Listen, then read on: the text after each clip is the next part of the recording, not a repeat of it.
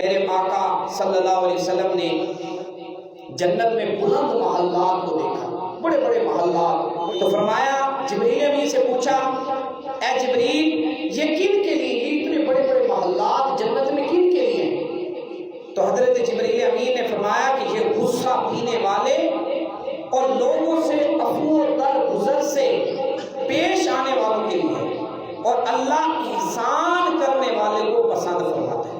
یعنی جو احسان کرتا ہے، بھلائی کرتا ہے نا کسی مسلمان کے ساتھ، اللہ اس کو پسند کرتا ہے۔